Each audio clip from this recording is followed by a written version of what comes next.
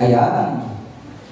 So muli, tayo ay nagpapatuloy sa ating Mysteries of Bible Prophecy. Welcome po sa ating lahat na ating mga bisita na narito kami ay inyong sinamahan. Kagaya ng ating nakagawian, ay meron na bang blank paper lahat ng ating mga kaibigan? At meron mga ballpen, so tayo ay mag-take note. Check.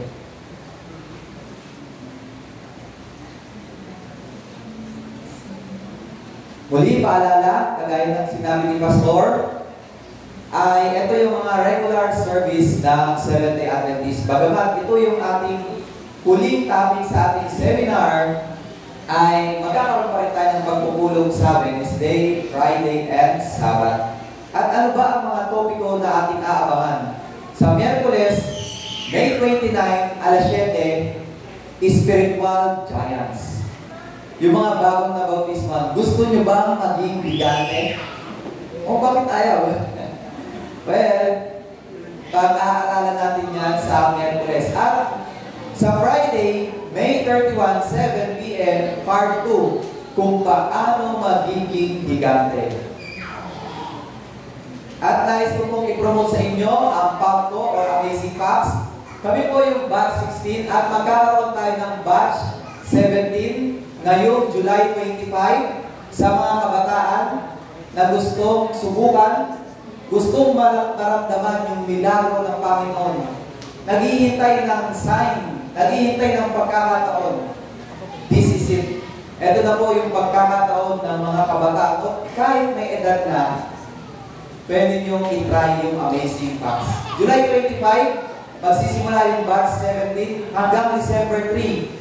So, kapag kayo po ay nag-register early bird, ay magkakaroon kayo ng discount. At pwede din po kayo mag-apply ng scholarship at free sa Amazing Facts. Bago tayo magsimula, tayo po'y daling pumikit para sa isang panalangin. Dakilan namin Diyos Ama, makapangyarihan po sa lahat. Panginoon, maraming salamat po sa Sabat na ito. Patuloy mo kami iningatan at patuloy mo pinagpala ang aming mga kaibigan. Panginoon, itago niyo po ako sa inyong likuran at kayo po ang salita at bigyan niyo kami ng bukas na tainga, bukas na puso at isipan sa pagkakataong ito sa pangalan ni Jesus. Amen. Paalala pala, mamaya pagkatapos ng ating message ay magkakaroon tayo ng rewards or dito na natin ibibigay yung inyong mga rewards, mga certificate, yung mga naka-20 days, yung mga naka-15 days, at yung mga naka-perfect sa quiz. Mamaya, magkakaalaman yan. So, abangan natin yan.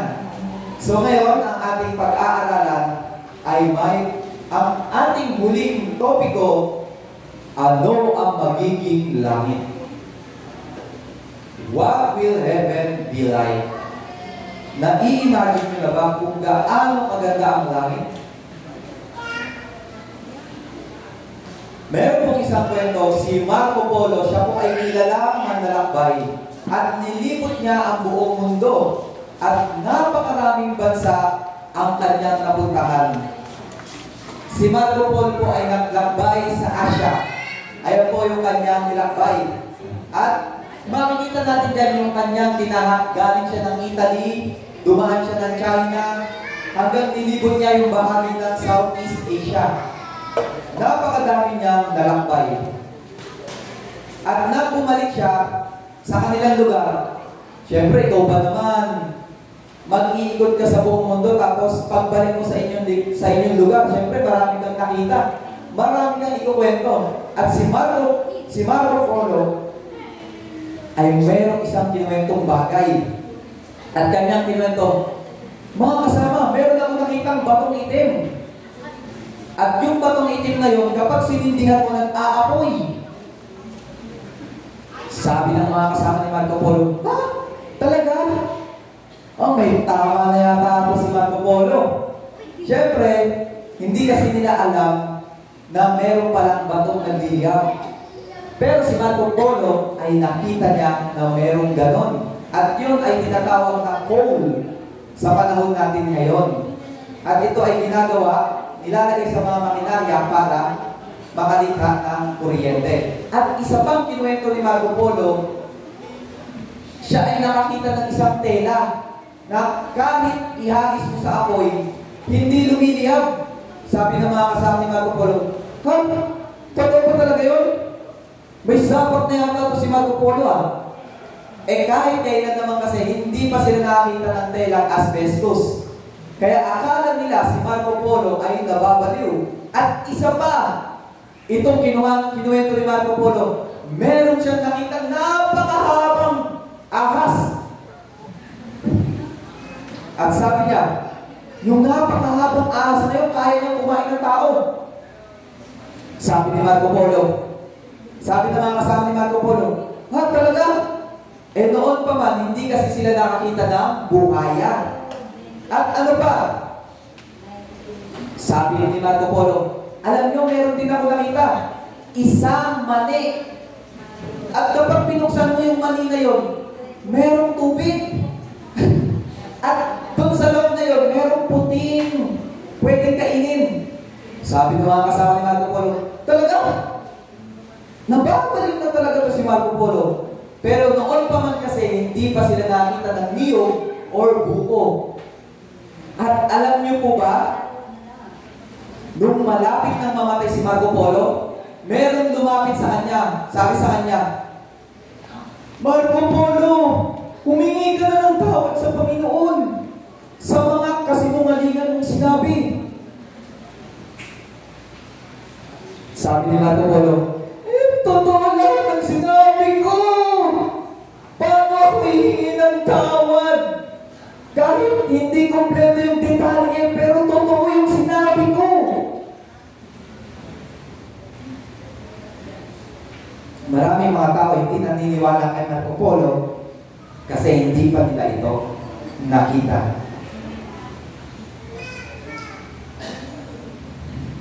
At alam niyo din po ba, ganyan din ang mangyayari patungkol sa langit.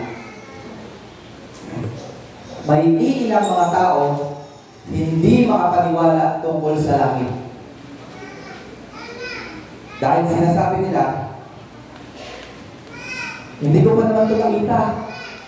Bakit ako maniniwala?" Pero alam niyo po, sa pamamagitan ng Biblia, sa pamamagitan ng pagbabasa ng Biblia, maiintindihan natin kung ano ba meron sa langit. Gusto niyo bang malaman kung anong meron sa langit? Pwede niyo bang ipakita yan sa pagtaas lamang ng kanang kamay? Yes.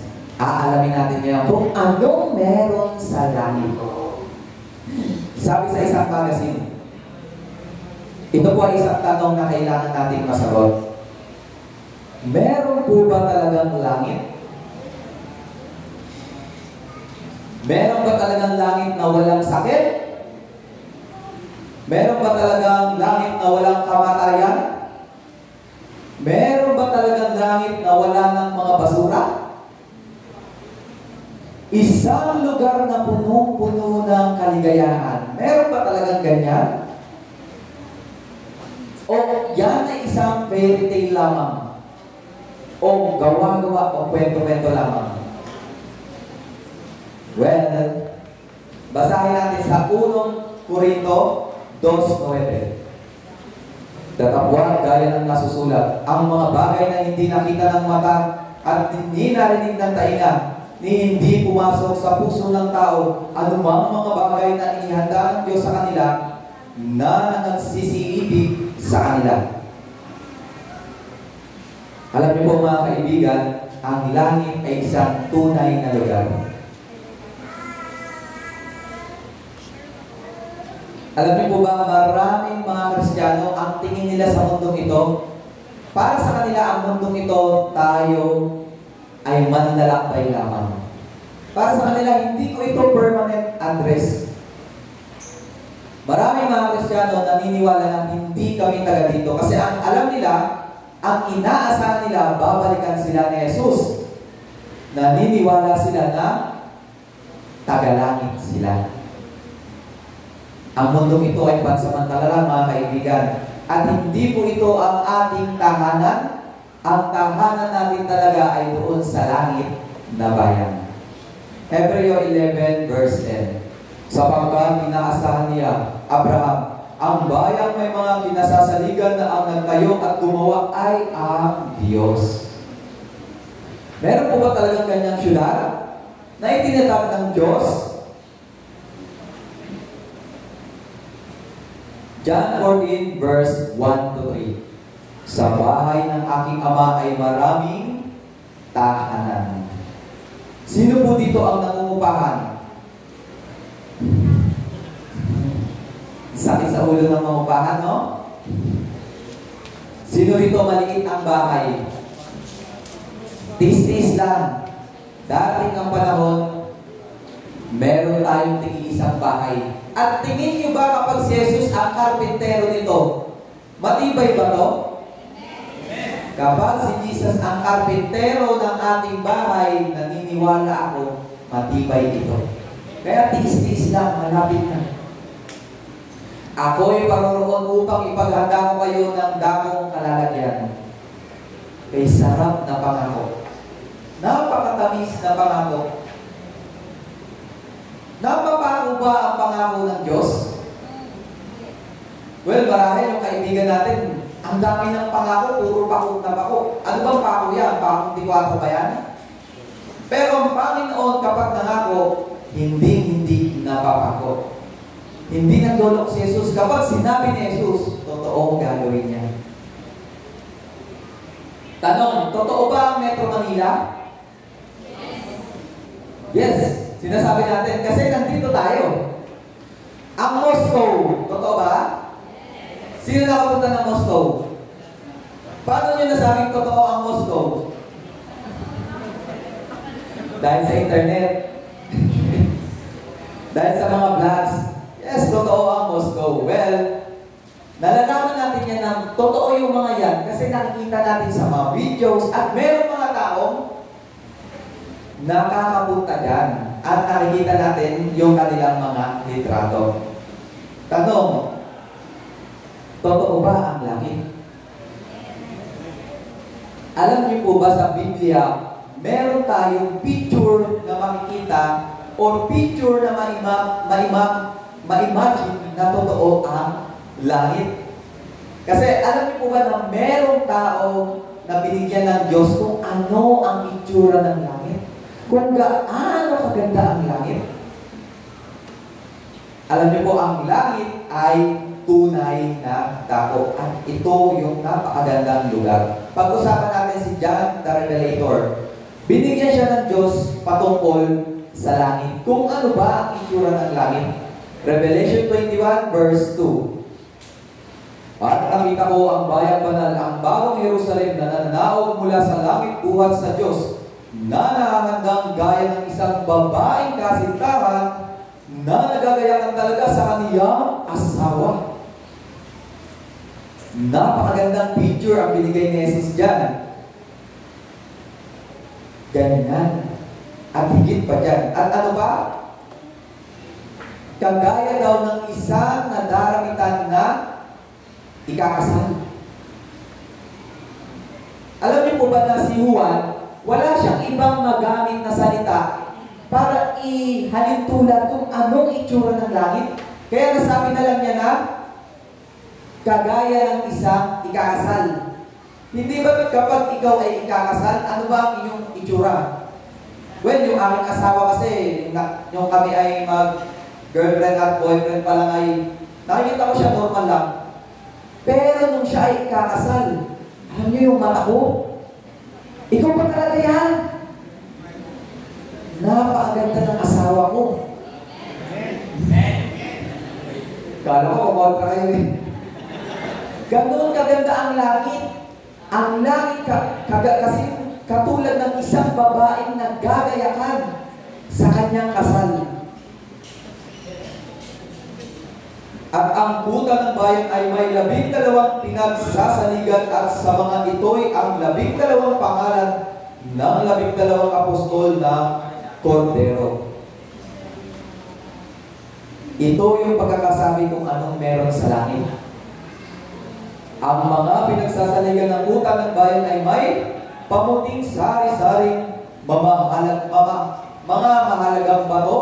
Ang unang pinagsasaligan ay haspe, ang ikalawa ay sapiro, ang ikatlo ay salcedonia, ang ikaapat ay esmeralda.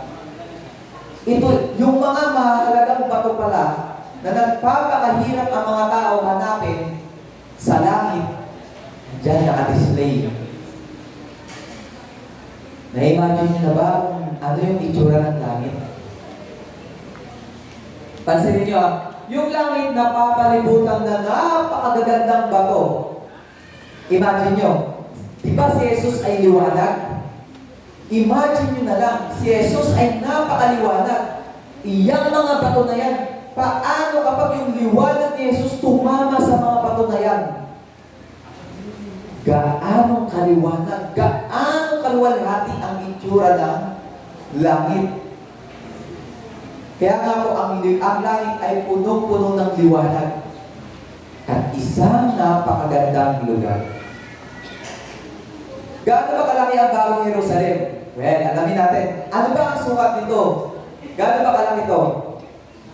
Revelation 21 verse 16. At ang pagkatayo ng bayan ay parisukat, at ang kaniyang haba ay gaya ng kaniyang luwang, at sinukat niya ng tabo ang bayan, ay 12,000 estadyo ang haba at ang luwang, at ang taas nito ay magkakasukat. Ganito kalaki yung langit. Ito, merong mapa dito. Nakikita niyo yung mapa ng Pilipinas? Kapag pinagdikit-dikit nyo yung lupa ng Pilipinas, ganyan kalaki yung bagong Jerusalem. Kapag ganyan, yung laki ng bagong Jerusalem, tingin nyo magkakasya ba lahat ng banal? Yes, magkakasya lahat ng banal dyan. Kapag pinagdikit-dikit yan, yung mga lupa sa Pilipinas. Ano pa? Gintong lansangan at mga pintuang perlas. Napakagandang tanawin. At alam niyo po ba na pagpasok niyo doon sa gate, makikita natin yung ginintuang lansangan. Kaya nga sinabi ko sa inyo, di ba noon, hindi pwedeng makapasok doon yung mga magnanakaw, yung mga marurumi. Kasi bakit? Kapag merong pinapasok na magnanakaw doon, yung tiles doon, titik-tikin yun. Baka magkaroon ng luwak doon sa daanan. Kaya hindi pwede yung mga masasamang tao sa langit kasi ang ganda ng lalakaran doon. Ginto.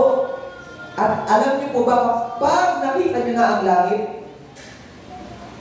makikita niyo kung gaano kalalim ang sakripisyo ni Jesus. May isip niyo, iniwan to ni Jesus ang perfectong lugar na ito para bumaba sa napakababang madilim na sanlibutan ito.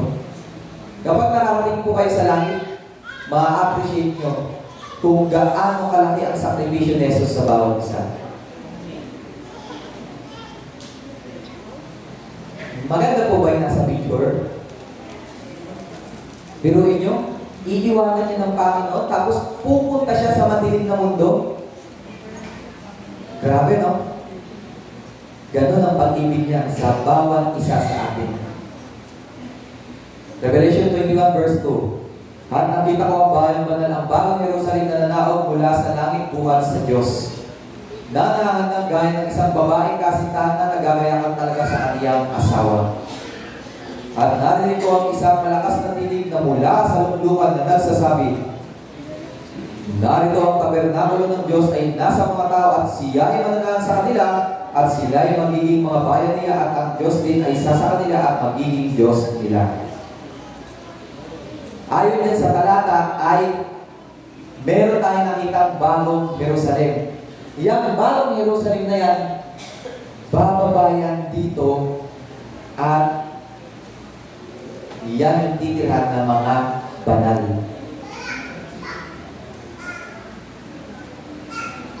Bababa si Jesus dito sa mundong ito. Sa mundong ito na tumalikod sa Panginoon. Bababa si Jesus dito sa mundong ito. Sa mundong sinaktan siya. Yung mundo nagtaksil sa Panginoon. Itong mundo na nahulog sa pinakamababa, dito ilalagay ng Panginoon ang kanyang bagong Jerusalem. Isipin niyo po kung gaano kaganda ang ginawa ng Panginoon. Pero yung galing sa pagkabagsak, galing sa pagkalugmok ang mundo natin. Tapos ito pa yung magiging sentro ng kalawakan. Dito pa itatatag yung bagong Jerusalem. Napakabuti ng Diyos. Mateo 5:5, mapapalad ang maaamo sapagkat mamanahin nila ang lupa. Kaya nga kapag tayo ay may kaaway, masyadong nagwawayan. Baka mamaya hindi tayo makapagmana. Kasi mapapalad ang maaamo. Ngayon pala, nandito tayo sa lupa, maging maamo na tayo. Para pagdating natin sa langit na bayan, practice na. Mamanahin natin yung lupa at langit. Paano yun? Ikalawang Pedro 3:10. Datapwat darating ang araw ng Panginoon na gaya ng magnanakaw na ang sangkalangitan sa araw na iyan ay mapaparag ng kasabay ng malaking ugong at ang mga bagay sa langit ay mapupugnaw sa matinding init at ang lupa at ang mga gawang nasa lupa ay bawang masusunog. Ito muna yung gagawin ng Panginoon sa lupa natin. Susunugin to. Lahat dito lilinisin. Lahat ng mga building, lahat ng mga dumi, lilinisin dito. Susunugin at saka darating yung bagong langit at lupa. Lilinisin ng Panginoon itong mundo.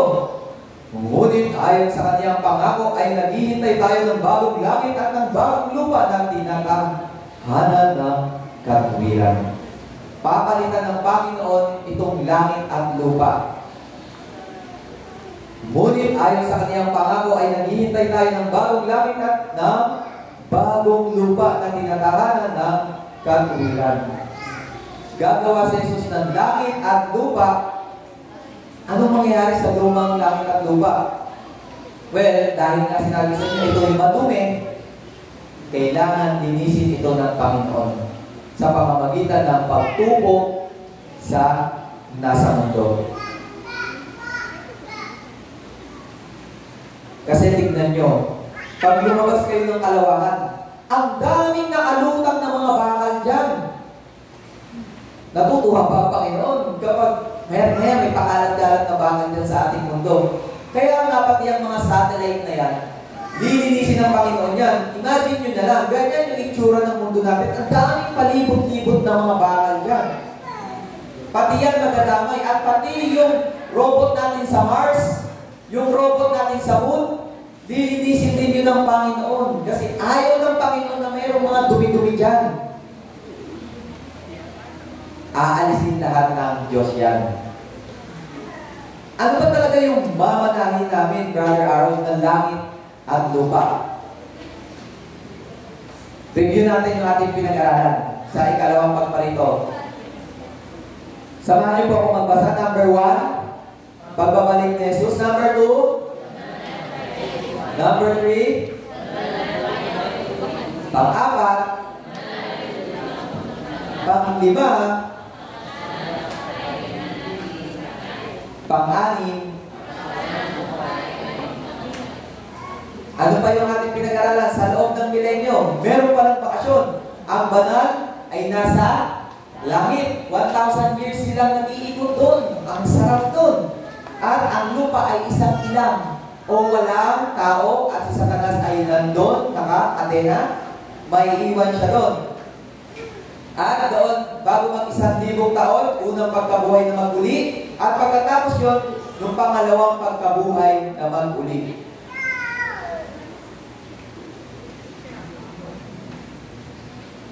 Pagkatapos ng milenyo, galing tayo sa bakasyon, bababa tayo, diyan naman aatake si Satanas sa syudad. At pagkatapos ng kanilang pag-atake, ang susunod ay, ang lupa ay lilinisin ng apoy. Lilinisin ng apoy. At alam natin, yan yung tinatawag na impyerno. Malapit na ba yung mangyari? Actually, pinagpa-practice na nga tayo eh. Di ba napakainit na ngayon? Nakapag-practice na tayo. Malapit na bumalik ang Panginoon, mga kaibigan. Konting panahon na lang. Mga pangyayari sa panahon ng katapusan, ito yung mga magaganap. At nasaan na ba tayo dyan sa diagram na yan? Nasa 1,000 taon na ba tayo? Alam natin na wala pa. Hindi pa tayo nagbakasyon. Alam nyo kung nasaan na tayo dyan? Actually, marami pa tayong dapat pag-aralan eh. Yung isang buwan na pag-aaral natin yun, kulang na kulang yun. Hindi pa natin na pag-aralan yung 7 salot, yung 7 selyo, yung 7 trompeta. Napakadami natin pag-uusapan. Kaya nga, magsasama-sama pa tayo dun sa bagong bantay. Marami pa tayong dapat pag-aralan sa Biblia at patuloy tayong mag-aaral. At nasaan pa talaga tayo dyan? Tayo ay papunta na dyan sa 7 huling salot. At sa tamang panahon, tayo ay makakapasok na din sa langit na tahanan. 1,000 taong bakasyon. Sino po gusto ng bakasyon?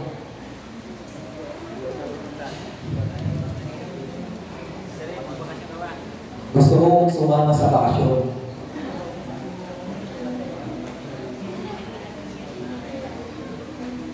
Isaiah 33 verse 24. At ang mamamayan ay hindi masasabi, ako'y may sakit. Ang bayan na tumatahad doon ay patatawarin sa kanila kasamaan. Alam niyo, bukod sa maganda ang langit, wala pa na doon magsasabi na, ako'y may sakit. Ako'y may rayuma. Sa langit, wala nang sakit. Wala nang masama ang pakiramdam. Wala nang sasabi nila, lagnat ako, hindi mo na ako magsisimba. Wala nang gano'n. Walang kahit anong sakit. Kung kayo po ay may mga sakit na yon, piliin natin makarating sa langit. Kasi sa langit, wala nang dadaing na masakit ang tuhod, merong sakit. Sa langit, walang mga sakit. Walang mga karamdaman. Alam niyo ba? Sa langit ay napakasayang lugar. At alam niyo po ba, hindi lang sakit ang pagagalingin ng Panginoon. Isaiah 35, 5-6. Kung magkagayon may madidilat ang mga mata ng bulag, at ang mga pakinig ng bingi ay mabubuksan. Well, iba naman yung nagbibingihan, ha? Nagbibingi-bingihan kaysa doon sa bingi talaga. Kasi yung nagbibingi-bingihan, mahirap pagalingin niya, mga kaibigan. Magpapagalingin yung bingi, kung magkagayon lulungso ang pilay na parang usan, at ang dila ng pipi ay aawit sapagkat sa ilang ay bubungal ang tubig at magkakailog sa ilang. Napakasaya, no? Sa langit, walang problema. Kaya ngayong ating mahal na mga senior dito, ito po ang ating pag-asa. Ang makarating sa langit na bayan. Kasi lahat ng karamdaman mawawala dito. Papagalingin tayo ng Diyos. At gusto ng Diyos, palagi tayong masaya. Kaya nga pagsikapan natin makapasok sa langit na bayan. Magkikita-kita ba tayo sa langit na bayan? Tatandaan ko yung mga mukhang yan. Magkikita tayo sa langit na bayan. Kaya nga, huwag kayong masyadong malibang dito. Huwag kayong masyadong malibang sa ganda ng mundo. Dahil mas maganda at pinakamaganda ang makarating sa langit na bayan. Ang mga bagay dito para sa mantalala, tandaan natin yan. Revelation 22 verse 1, sa gitna ng lansangang yaon at sa dako rito ng ilog at sa ibayo nito naroon ang punong kahoy ng buhay na namumunga ng 12 iba't ibang bunga na namumunga sa bawat buwan. At ang mga dahon ng punong kahoy ay pagaling sa mga bansa. Kaibigan, ano ba ang iyong sakit? Kung meron kang sakit, doon sa langit, merong puno, at yung dahon ng punong iyon, pwede kang pagalingin. Punong kahoy ng buhay na namumunga ng 12 iba't ibang bunga. Anong prutas ba ang inyong paborito? Ha? Kamatis? Prutas ba yung kamatis? Well, basta ako, kahit anong prutas, basta nandun sa langit, tingin ko, masarap yun. Sabi ng iba, gusto ko yung durian. Yung iba gusto ng durian. Yung iba naman ayaw yung amoy ng durian. Yung iba naman sarap na sarap sa durian. Pero kung ano man yung mga sinasabi ng mga prutas, hindi ko masasagot kung nasa langit ba talaga yan. Piliin na lang natin makarating sa langit para malaman natin kung ano bang mga prutas ang makikita natin doon. Sobrang ganda ng langit. Lahat ng magaganda makikita natin sa langit. Kaya nga kaibigan, huwag niyong sayangin ang langit. Huwag mong ipagpalit ang langit sa sandaling buhay mo dito sa mundo. Ang langit ay punong-puno ng katahimikan at kapayapaan. Isaiah 60 verse 18. Karahasan na hindi na maririnig sa iyong lupain, di ang kawakasan o kagibaan sa loob ng iyong mga hangganan, kundi tatawagin mo ang iyong mga ruta ng kaligtasan at ang iyong mga pintuang bayan na kapurihan. Ito pa yung maganda sa langit. Sa langit, wala nang patayan. Sa langit, wala nang awayan. Kasi dito, namumuhay tayo sa mundo, puno-puno ng karahasan. Minsan, napakabuti mo, magugulat ka na lang. Dahil sa karahasan ng ibang tao, madadamay ka. Kahit mabuti ka, kahit wala kang ginagawang masama. At sa tahanan ng Diyos, wala na mga bagyo. Hindi na makakapasok dyan kahit pa low pressure everytime. Wala na mga bagyo, lindol. At doon sa langit, meron ding mga hayop, syempre. Sino po dito mahilig sa hayop? Maraming hayop sa langit. Ano ba ang sinasabi ng Biblia tungkol sa hayop? Tungkol sa hayop sa langit. Isaiah 11:6-9. At ang lobo ay tatahang kasama ng kordero, at ang leopardo ay mahihigang kasiping ng batang kambing, at ang batang leon at ang tatabain na magkakasama, at papatubayan sila ng munting bata, at ang baka at ang oso ay manginginain, ang kanilang mga anak ay mahihigang magkakasiping, at ang leon ay kakain ng dayaring na gaya ng baka. Ha? Magiging vegetarian ang hayop? Ako pag punta ko sa langit, gusto kong sumakay sa leon. Pagpunta ko sa langit, gusto kong sakyan ang leon. Alam niyo pa, ang ganda sa langit, no? Yung mga maliliit na bata, makakalaro nila yung mga mababagis na hayop. Pero alam natin sa langit, yung mga mababagis na hayop, hindi na sila mababagis. Sila ay mababait na hayop. At hindi sila matatakot sa atin, hindi tayo matatakot sa kanila kasi sila ay maaamo. Magiging kaibigan natin ang mga hayop sa langit. Kaya nga po, ang langit ay magiging malawak na zoo. At ano ang kagandahan dito? Di ba sa zoo nakakulong lahat ng hayop? Sa langit, palakad-lakad lang yan dyan. Pwede mong yakapin, pwede mong sakyan. At hindi nananakit. Kinakalaro pa sila ng mga bata. Ang leon ay kakain ng dayami gaya ng baka. Pwede ba talaga mangyari to na ang leon ay pwede bang maging vegetarian? Kumakain lang siya ng damo. Di ba alam natin na ang leon ay mahilig sa karne? Alam niyo po ba na merong isang leon na naging vegetarian at ang pangalan niya ay Little Fry? Ay, try tuloy. Little Tyke. Try kasi, tricycle yun eh. Little Tyke. Siya isang vegetarian na leon. At alam niyo po ba yung kanyang gatas? ay pinatakan lamang ng konting pakat ng dugo. At alam nyo, hindi niya ininom yung kanyang gatas. Makikita nyo sa picture, kanyang tinanggihan. Kaya nga, totoo na sa langit, ang mga leon, ang mga hayop ay magiging vegetarian. Galing, no? At meron pa siyang kaibigan, si Little Becky. Hindi niya kinakain ang kanyang kaibigan kasi nga siya ay best friend niya. Sila ay magkaibigan. Kumakain siya ng damo at karne. Maamo ang leon at hindi sila nanginginain. Revelation 21 verse 4, at papahirin niya ang bawat luha sa kanilang mga mata at hindi na magkakaroon ng kamatayan, hindi na magkakaroon pa ng dalamhati o ng pananambitan man o ng hirap pa man. Ang mga bagay ng una ay naparang na. Napakaganda. Sa langit, wala nang tagutom. Kung minsan, magtutubig lang tayo sa umaga, kakain na lang tayo ng tanghali, pero alam niyo sa langit, maya-maya pwede kang kumain. Wala nang tagutom sa langit. At sa langit, wala nang iyakan.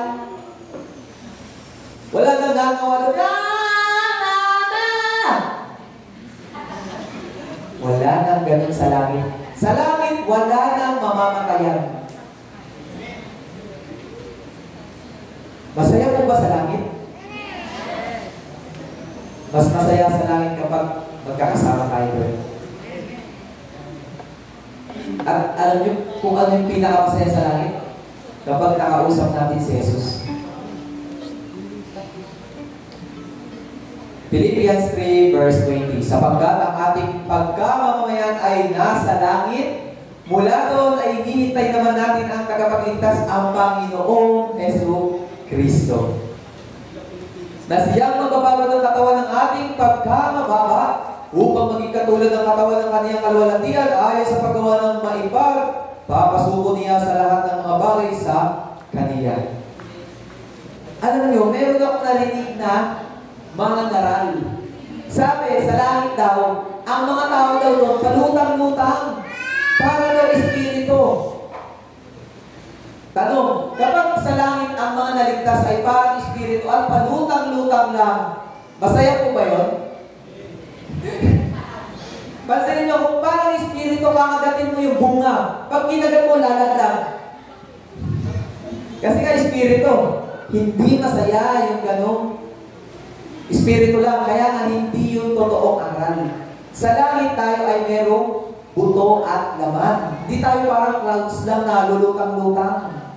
Sa langit, meron tayong buong katawan. Huwag po kayo maniniwala sa mga ganyang turo na ang mga nakatira daw sa langit ay palutang-lutang lang, palipat-lipat. Yan ay turo ni Satanas. Sa langit tayo ay merong katawan. Merong buto at laman. Unang Korinto 13:12, sapagkat ngayon malabo tayong makakita sa isang salamin. Ngunit pagkatapos ay makikita natin sa mukhaan ngayon, nakikilala ko ng bahagya. Ngunit pagkatapos ay makikilala ko ng gaya naman ng pagkakilala sa akin. Siguro inisip nyo, ha? Totoo? Babagaling tayo ng Diyos ng isang maluwalhating katawan. Ngunit kung ngayon ay medyo may sakit ka dito, ika-ika ka, medyo hindi pantay yung iyong kamay, medyo isa lang yung tenga mo, kapag nasa langit tayo, kumpleto ang ating katawan at napakagandang katawan, maluwalhating katawan, at ang maganda pa dito, makikilala natin ang isa't isa. Kaya tinatandaan ko yung mga mukha na yan. Kasi makikilala natin ang isa't isa. Uy! Jericho, ikaw yung taga Santo Cristo. Ikaw yung sumama sa amin na. Uy, Angelo! Ikaw yung umakasakay sa motor na. Nagbibigay tayo ng flyers ha. Nanay Sinaida! Tayo yung nasa ito. Magkakayabastado tayo. Sa langit, tayo ay magkakilala. Baka yung iba dito natatakot na baguhin ng Panginoon. Huwag kayo matatakot ha? Kasi iba, pogi na ako dito sa lupa. Hindi na ako magbaba. Huwag na akong baguhin. Huwag kayong matakot. Mas lalong pogi kayo doon. Pag binago kayo ng Panginoon, binago lang naman yung itsura nyo, pero magkakakilala pa rin tayo doon. Saya ba nun? Parang ayaw ni Jericho Ano ba yung mangyari sa ating katawan? Alam niyo, pag binasa niyo yung aklat ng Malakay 4:2, mababasa niyo doon na ibabalik tayo ng ating Panginoon sa dati nating katawan. Alam niyo po ba na ang ating katawan, tayo ay mga higante? Tayo ay malalaking tao? Tignan niyo po yan. Meron silang nahukay na mga artifacts na nagpapatunay na ang mga tao nung sinauna ay sila ay mga higante, sila ay malalaking tao. Pero kung ikukumpara natin yung height natin ngayon mula kay Adan, siguro kasi laki lang tayo ng daliri ni Adan. Kasi ang mga tao noon ay mga higante. Kilala niyo yan? Si Robert Wadlow, siya ay 272 centimeters. Ganyan siya kataas. At 223 kilo. Pero kung mapapansin natin dyan, yung kanyang legs ay sobrang haba. At yung kanyang ulo ay sobrang ng tiit. Yung ibibigay ng katawan ng Panginoon dyan ay mas maganda pa dyan. Perfect talaga. Kaya nga tayo ay mga malalaking tao. Tignan nyo na lang yan. Kung hindi pa nagkakaroon ng baha, ang lalaki ng mga tao. Ngunit nung nagkaroon ng baha, kapanahon ni Noah, lumiit na lumiit ang mga tao. At ano pa, dahil nga kumain ng karne ang mga tao, bukod sa lumiit ang mga tao, umikli na rin ang buhay ng mga tao. Alam nyo, naiimagine ko halimbawa, punta doon sa langit, nasa langit na. At makikita ko si Adan. Adan! Kasi si Adan, makikilala natin yung isa't isa. So, makikilala ko si Adan. Adan! Si Adan, saan yun? Andito sa paa mo! Handyan ka pala! At ako ay pupulutin ni Adan, at ako ay ilalagay sa kanyang balikat, at hahawakan ko ang kanyang tenga. Adan, dali mo ko doon sa puno na meron halaman na nakakapagpagaling. At dahil hindi ko abot yun, kasi si Adan ay malaking tao, dadalhin ako ni Adan doon. At aabutin ko yung dahon, kakainin ko, at ako ay gagaling at magiging malaki na rin, katulad ni Adan. Papagalingin tayo. Kain lang tayo dyan sa puno na yan. Alam niyo po ba, sa pagbalik ni Jesus, siguraduhin natin na makakasama tayo. Kasi napakaganda ng ating pupuntahan. Alam niyo po ba na kapag dumating na si Jesus, hindi siya tatapak dito sa lupa, nasa alapaap lang siya, tayo, susunduin tayo ng anghel, sasakay tayo sa ula, papunta sa alapaap, at alam niyo po ba, magta-travel tayo.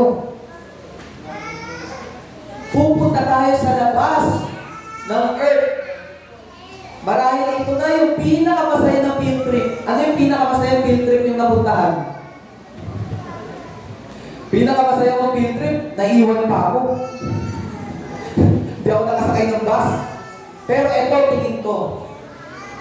Ito yung pinakamasaya field trip. Huwag tayong magpapaiwan, mga kaibigan.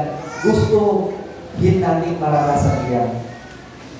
Hindi nyo na kailangan gumamit pa ng telescope, magpakahirap para tignan, napakaganda ng bituin. Sa bakasyon natin, mismo dadalhin tayo ng Panginoon, isa-isa. At sa mga magagandang planeta, makakarating tayo dyan. At makikita natin yung mga nakatira dyan sa planeta na yan, ng malapitan. At ano yung pinakamasaya sa field trip na yan? Pinakamasaya dyan, kasama natin yung tour guide. Si Jesus Christ. Iyong ituturo sa akin ang landas ng buhay. Nasa iyong harapan ang kapuspusan ng kagalakan, sa iyong kanan ay may mga kasayahan magpakailanman. Napakasayang kasama si Jesus. Datapwat gaya ng nasusulat ang mga bagay na hindi nakita ng mata, hindi narinig ng tainga, hindi pumasok sa puso ng tao, anumang bagay na inihanda ng Diyos sa kanila na nagsisiibig sa kanila. Na-imagine nyo na po ba kung gaano maganda ang langit? Sino po nag-i-imagine dito? Yung wala nag-i-imagine? Ulitin ko yung tanong. Sino nag-i-imagine ng langit dito? Meron na ba nag-imagine? Alam niyo po, yung nai-imagine nyo ngayon kung gaano maganda ang langit sa inyong imagine, mas higit pa dyan yung ibibigay ng Panginoon. Hindi dumaan sa ating isip, hindi dumaan sa isip ng tao. Higit pa dyan ang kagandahan ng langit. At tingin ko, kapag nakita ko na yung langit, ako'y magpapasalamat sa Panginoon. Marirealize ko na ako ay kanyang mahal na mahal.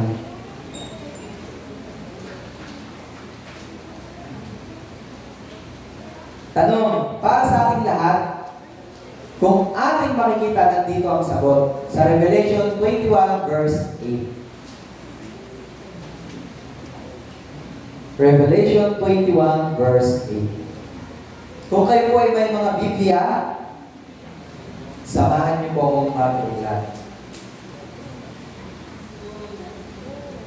Meron na bang nakakita?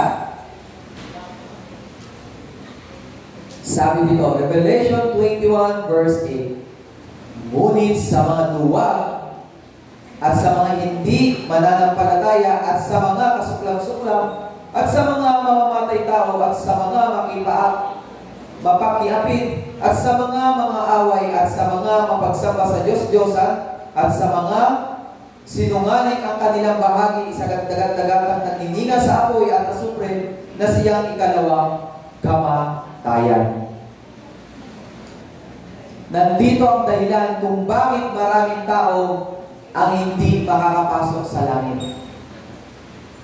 Maraming mga tao ang hindi makakapasok sa langit dahil sila ay duwag, dahil sila ay nawalan ng pananampalataya.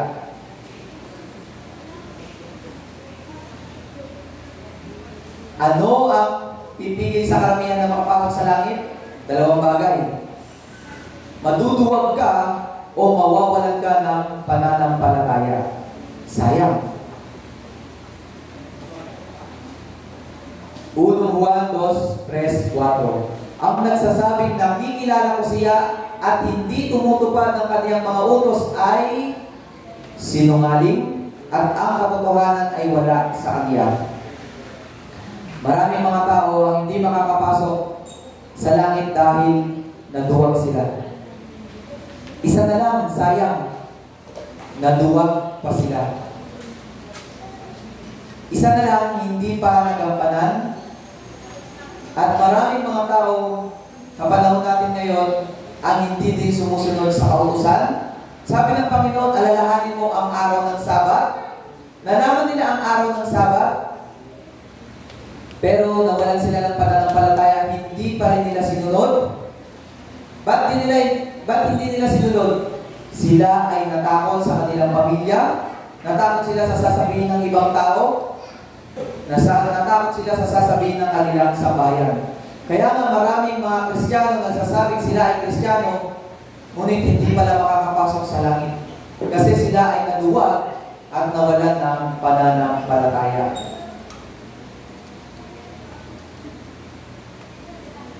Revelation 22 verse 14, King James Version. Blessed are they that do His commandments, that they may have right to the tree of life, and may enter in through the gates into the city. Mapapalad, sino po yung mapapalad na sinasabi dito? Mapapalad ang mga tumutupad ng utos ng Diyos. Sila ang may karapatan doon sa puno ng buhay. Sila ang makakapasok doon sa syudad. Kaibigan, gusto mo bang makapasok sa langit? Alam natin, ang papayagan lang makapasok sa langit ay yung tumutupad ng utos ng Panginoon. Yun po ang tunay na palatandaan na sumasampalataya tayo kay Jesus. Revelation 21 verse 8, ngunit sa mga duwag at sa mga hindi mananampalataya, ang kanilang bahagi ay sa dagat-dagatang nagnininga sa apoy at asupre. Dalawa lang ang dahilan bakit maraming mga tao hindi makakapasok. Kaduwagan at kawalan ng pananampalataya. Ganyan-ganyan din ang nangyari sa panahon ni Noah. Maraming mga tao ang tumulong magtayo ng arka ni Noah. Pero bandang huli, 8 lang ang nakasakay. Maraming mga tao sa kasama ni Noah ang naduwag at nawalan din ng pananampalataya. Ganyan ang mangyayari sa huling panahon. Kaya nga mga kaibigan, kung mas matimbang pa sa atin ang sasabihin ng ating pamilya kaysa sasabihin ng Panginoon, kung mas matimbang pa sa atin ang pakiramdam ng ating kasambahay, ng ating nanay, tatay, kapatid, ikaw yung nakarinig ng katotohanan. Mas isipin mo yung pakiramdam ng Panginoon kaysa sa mga taong nakapaligid sa iyo. Mateo 24:37. At kung paano ang mga araw ni Noe, gayon din naman ang pagparito ng anak ng tao. Maraming mga taong naduwag, sayang.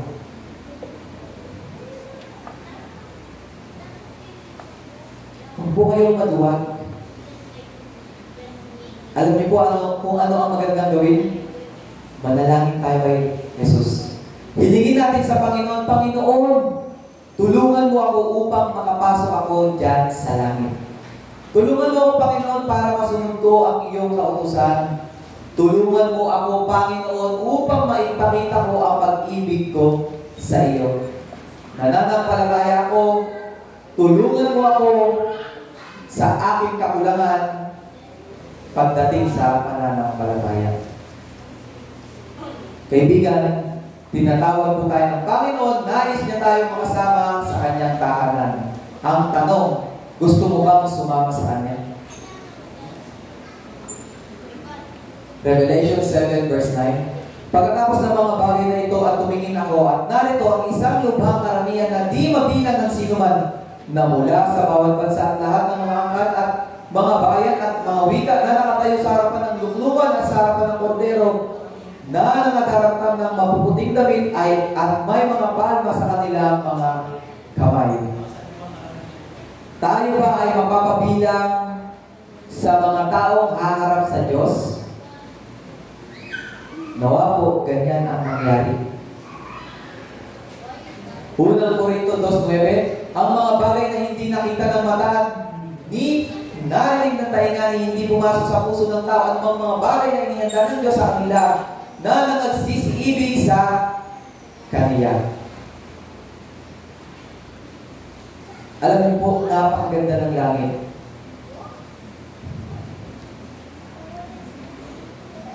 Alam niyo po, bakit tinawag ang langit na langit? Bakit ba sinabi nila na ang langit ay langit? Alam niyo po ba na bakit ang langit ay sinabing langit? Dahil sa presensya ni Jesus. At ang nakakalungkot, maraming mga tao gustong makapasok ng langit. Langit lang yung kanilang gusto. Langit lang yung kanilang maabot. Gustong maabot. Pero hindi nila gustong maabot si Kristo. Langit lang ang kanilang hanap, pero hindi si Kristo. Ayaw nila kay Jesus.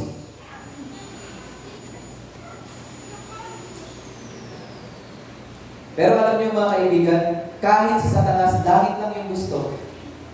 Gusto niya maabot yung trono ng Panginoon. Gusto niya papalitan ng Panginoon doon sa langit. Ayaw niya kay Jesus. Tanong tayo mga Kristiyano, langit lang ba yung gugustuhin natin? Gugustuhin niyo din po ba si Jesus? At kapag ginusto niyo si Jesus, susundin niyo ba ang kautusan? Nawa mga kaibigan, hindi lang langit ang asamin natin, kundi ang presensya ng Panginoong Jesucristo.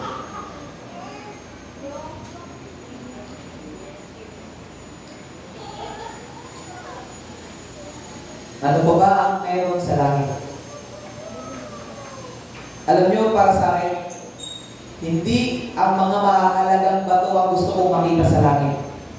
Hindi yung mga ginto, yung mga tiles, yung mga perlas dyan sa kanto ng langit.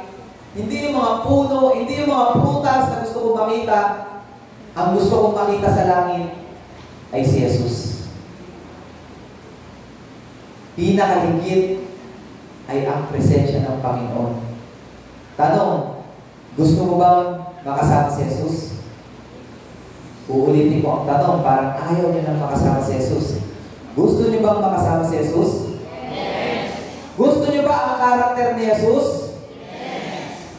Gusto mo ba ang kanyang kautusan? Yes. Siya ba talaga ang kinikilala nating Panginoon? Yes. Gusto mo ba maglingkod kay Jesus magpakailanman? Maraming mga tao gustong makapasok ng langit pero ayaw nila maglingkod kay Jesus. Kaibigan, bago tayo magtapos, samahan niyo po akong i-imagine. Tayo ay magtatapos na. At gusto kong i-imagine niyo yung itsura ng langit.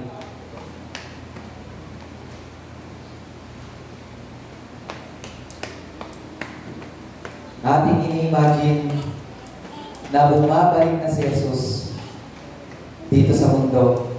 Eto na si Jesus, bababa na. At ikaw yung sabik na iniintay si Jesus. At ito na, ikaw ay aangat. Sasalubungin mo si Jesus. At yung mga namatay nating pamilya, kung sila man ay nagtapat kay Jesus, makakasama natin doon sa alapaap. At lahat ng mga banal, magre-ready na. Pupunta tayo sa kalawakan. Pupuntahan natin yung mga perpektong planeta. Maglalakbay tayo sa space. Yung mga hindi nyo nakita sa telescope, makikita nyo doon, harap-harapan. Yung mga hinahanap nyo na ibang mga creatures, makikilala natin sila doon. At dadaanan natin yung magagandang planeta, lahat ng magagandang mga bituin. At pagkatapos ng ating paglalakbay, nabuksan ang pintuan ng bagong Jerusalem. At alam niyo po ba kung sino yung mag-welcome sa atin? Si Jesus. Napakasarap isipin. Papipilahin tayo isa-isa ng Panginoon. Isa-isa tayong papasok doon sa langit na bayan. Sabihin ng Panginoon, anak, pasok ka. At doon makikita natin yung mga taong sumunod kay Jesus. Yung mga taong namatay para kay Jesus. Yung mga taong naglingkod kay Jesus. Makikita natin sila doon. Makikita natin yung mga taong binigyan ng korona ng Panginoon. At alam niyo po, kapag nakita ko yung langit, lubos akong magpapasalamat kay Jesus. May imagine ko kung gaano kadakila ang pag-ibig ni Jesus.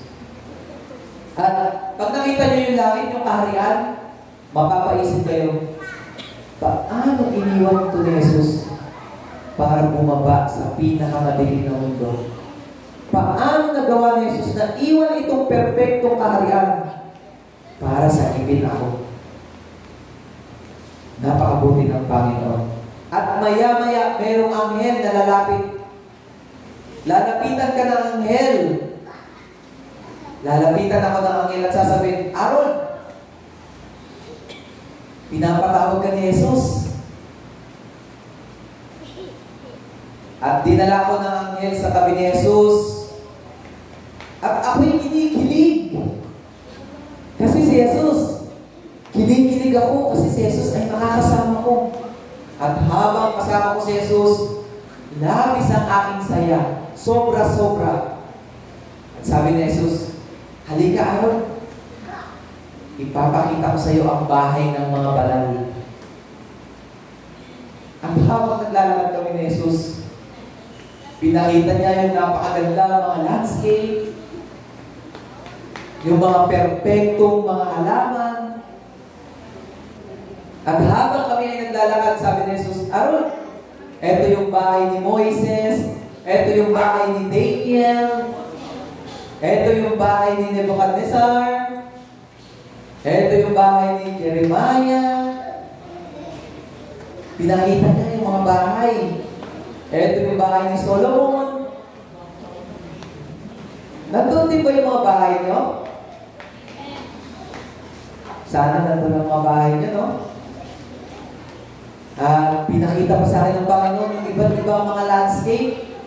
At talagang kakaiba yung mga landscape. Kasi yung kinikilala na landscape dito sa mundo natin ay yung Taj Mahal.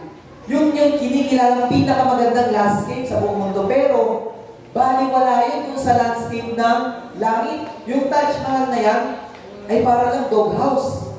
Kumpara dun sa landscape sa langit. Kaya nga, pinakita ni Jesus yung pinakamagandang mga landscape.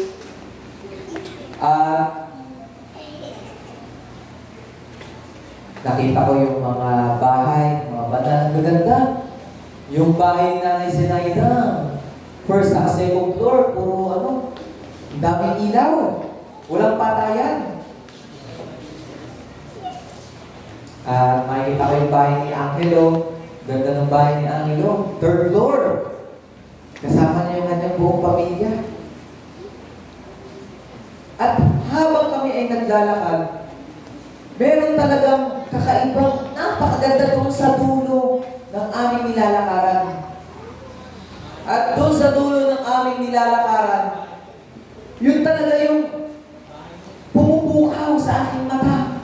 At alam niyo po ba, habang tinuturo ni Jesus yung mga bahay na yun, ako ay napapailing pa rin doon sa bahay na yun.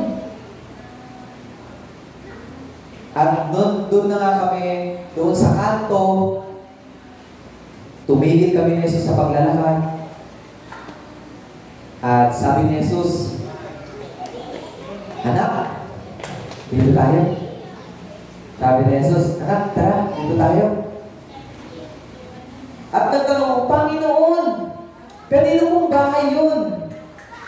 Napakagandang bahay, Panginoon. Sa lahat ng bahay, Panginoon, ito yung pinakamaganda. Kaya sabi ni Jesus, anak, sa'yo yung bahay na yan. At nakita ko sa pintuan, doon sa pintuan nakalagay yung bago kong pangalan. At doon nakita ko yung bahay. Ako ay napaluhod. At habang ako ay napaluhod, inabot ni Jesus yung kanyang butas na kamay. At sabi niya, anak, tumayo ka. Alam niyo, maganda na doon sa labas. Pero nung pagpasok namin sa loob ng bahay, sobrang ganda. At alam niyo, nung pagpasok namin doon sa loob ng bahay, merong napakahabang mesa. At nandun lahat ng masasarap na pagkain. Walang Jollibee doon, ha? Baka may maganap ng Jollibee doon. Nandun lahat ng masasarap na pagkain. At alam niyo, doon sa dulo ng mesa, meron 2 bangko. At hinila ni Jesus yung isang bangko. At sabi ni Jesus, anak, upo ka. At ako ay umupo. At tinabihan ako ni Jesus.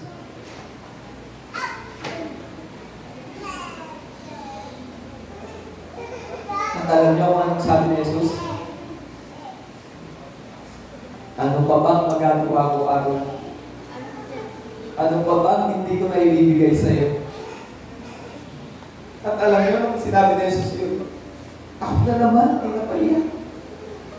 At habang kami ay nakaupo doon sa mahabang mesa na yun, alam niyo kung sino talaga yung pumukaw sa aking atensyon? Yung mga taong nakapalibot na nakaupo sa mesa. Alam niyo kung sino yung mga nakita ko doon nakapalibot doon sa mesa? Yung mga taong nakasalabong bago. Yung mga taong inaralan ko. Yung mga taga-Santo Cristo.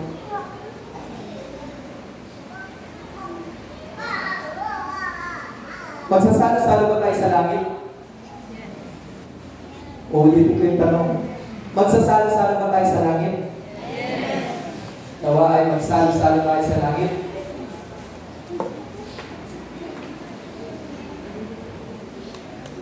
Alam niyo po, ginagawa ni Jesus lahat ng paraan para tayo ay pasayahin. Alam niyo, pinapaalam ni Jesus ang katotohanan sa atin para tayo ay maligtas. Bakit niya pinapaalam yung katotohanan? Kasi ang gustong mangyari ni Jesus ay doon tayo sa langit na bayan. Magsama-sama tayo sa langit na bayan. Kaya mga kaibigan, huwag natin sayangin yung kaligtasan. Kung inaano ka ni Jesus, tanggapin mo. Ang kaligtasan ay para sa lahat. Huwag niyo pong ipagpalit kung anong meron kayo dito sa lupa. Ito ay pansamantala lamang. Malaki nga ang bahay mo dito sa lupa. Hindi mo naman matirahan yung bahay mo dun sa langit.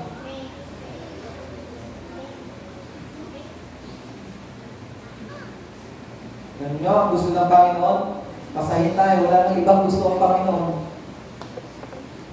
Ang gusto ng Diyos, makasama tayo sa langit. Pero ang tanong, gusto ba natin makasama ang Diyos sa langit?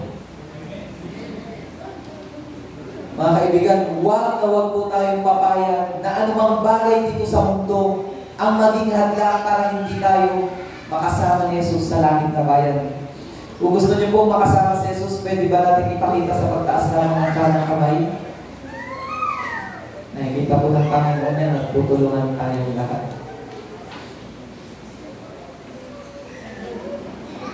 May pag-asa para sa iyo. Ang langit ay isang lugar, tunay nga. May pag-asa para sa iyo. Mukha ni Jesus, dooy makikita. May pag-asa para sa iyo. Lahat ng pagdurusay mawawala. May pag-asa para sa iyo.